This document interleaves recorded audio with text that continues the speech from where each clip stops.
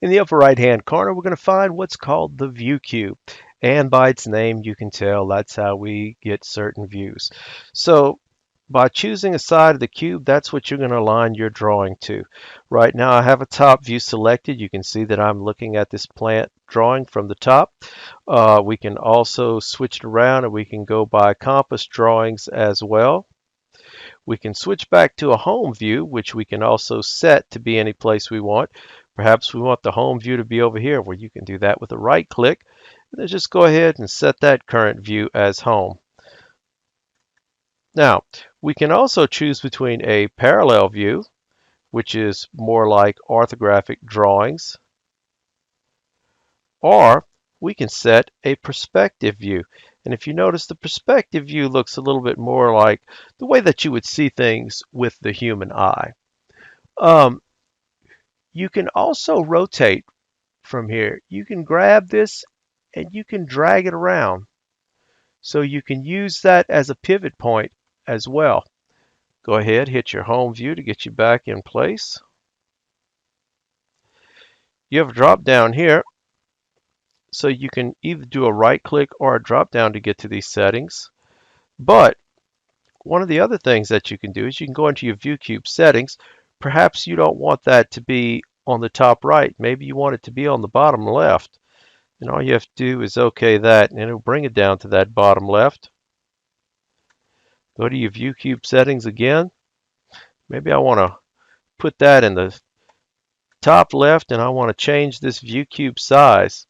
Maybe I want to make it very small, not as obvious. Maybe I want to change this opacity here to about 20%. You have many choices of appearance things that you can do with your view cube settings. I'll go ahead and OK so you can see that, and you'll see how that's been changed. Now, I can also go back to my settings and say restore all the defaults, and that's going to bring things back the way they were.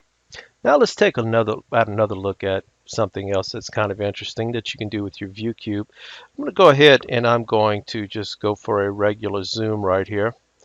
And I'm going to kind of zoom out a piece. And what I'm going to do is I'm going to go to my view cube settings and I'm going to turn off the section that says zoom to extents after view change.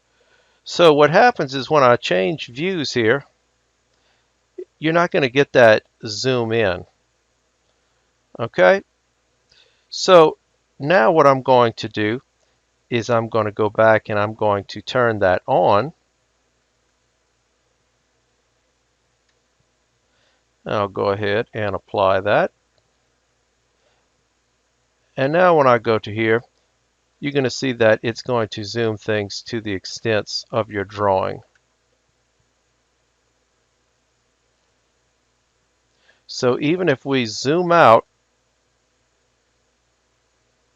whenever we change views, let's go ahead and exit out of the zoom. It's going to bring you back in and zoom to extents. Another thing in the view cube that's worth mentioning is that we also have a rotate function. So you can rotate this in 90-degree increments.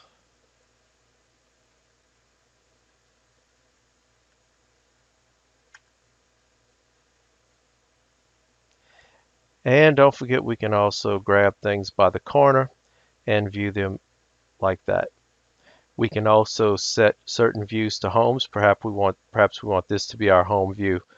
Then we can just go ahead and set that current view as home. So even though we would be over here, if we go back to home, it will bring us to this previous view. Lots of things you could do with the view cube. Go ahead and experiment with it. It can make your modeling much easier.